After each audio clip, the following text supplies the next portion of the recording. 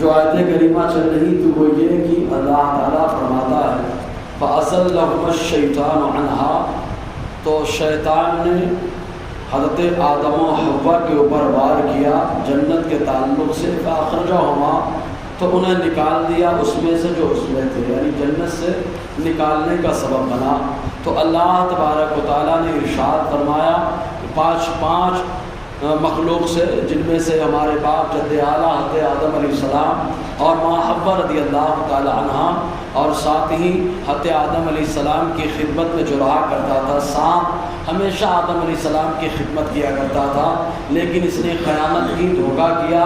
اور اس کی وجہ سے وہ بھی مردود ہوا اس سے۔ اور ایسے ہی اللہ تعالیٰ نے مور سے فرمایا اور شیطان سے فرمایا اتر جاؤ زمین پر، چنانچہ پانچوں کو زمین پر اتارا۔ حضرت آدم علیہ السلام برکتیں لے کر ہند کی سرزمین پر آئے، سرندیب کی پہاڑی پر اترے، تو آپ کے بدن پر اللہ تعالیٰ نے جو جنت کی خوشبو رکھی تھی، اس خوشبو کی برکت سے جہاں پر آپ اترے تو جہاں جہاں بدن کی خوشبو پہنچی اللہ تعالیٰ نے ان درختوں کو خوشبودار بنا دیا، مسالہ جات سے مزین فرما دیا۔ اللہ تبارک و تعالیٰ نے ماں حوا رضی اللہ تعالی عنہا کو جدہ کی سرزمین پر اتارا، ایسے ہی سانپ کو اصفہان یا سجستان کے علاقے پر اتارا، اور ابلیس کو اتارا گیا تو یاجوج ماجوج کی جو آج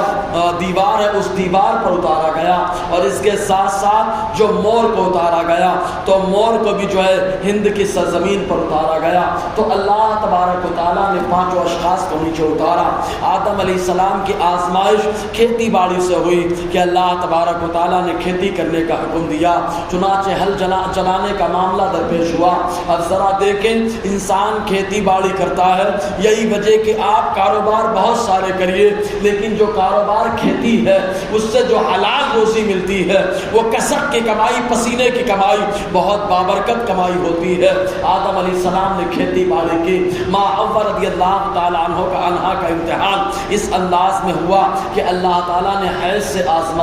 آزمایا، میراث میں جو ہے ادھورے پن سے آزمایا، اور ابلیس کو جو ہے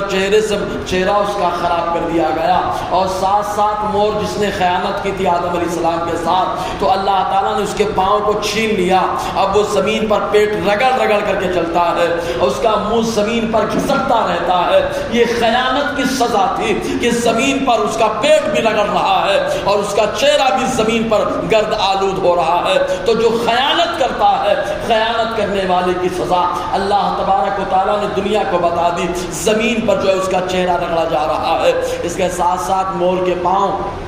جو ہے وہ خوبصورت نہ رہے، خوبصورتی اللہ تعالیٰ نے وہاں سے چھین لی۔ آدم علیہ السلام زمین پر آئے تو آنے کے بعد بہت ساری چیزیں رہی۔ یہ ہندوستان کی سرزمین میرا اس کا پورا بیان ہی ہو چکا ہے کہ آدم علیہ السلام زمین پر آئے تو کس شان کے ساتھ آئے۔ پہلی بار زمین پر آ رہے ہیں تو وحشت کا احساس۔ الخصائص الکبریٰ کی روایت مستدرک علی الصحیحین کے اندر راوی عبداللہ ابن عباس اور ایک روایت میں ابو ہریرہ رضی اللہ تعالی عنہما ہے، یہ بیان فرماتے کہ آدم علیہ السلام جب جنت میں تھے تو وقت کتنا تھا، ظہر سے لے کے عصر تک ماں حوا اور آدم علیہ السلام ٹھہرے تھے۔ اب ہمارا عصر کا وقت نہیں کہ ظہر سے عصر 3 گھنٹے میں ہو گیا یہ ٹائم، نہیں، وہ جنت کا وقت ہے ظہر سے عصر کا، جہاں کا ایک دن 1000 سال کے برابر ہوتا ہے۔ وہاں پر آدم و حوا رضی علیہم السلام جو ہے عصر تک رہے، زمین پر اتارے گئے تو وہاں اللہ تعالیٰ کے ذکر کی باتیں ہوتی تھی، پھر اس میں اللہ تعالیٰ کی تسبیحات اور تحلیلات جو ہے بیان کرتے تھے۔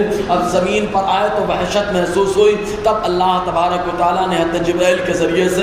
زمین پر اذان کے کلمات خالی اتنے کہلوائے، اللہ اکبر اللہ اکبر اللہ اکبر اللہ اکبر، اشہد ان لا الہ الا اللہ اشہد ان لا الہ الا اللہ اشہد ان محمد رسول اللہ اشہد ان محمد رسول اللہ۔ جیسے ہی اتنا کہا فوراً وحشت آدم علیہ السلام سے ختم ہو گئی، اور برجستہ آپ نے سوال کر دیا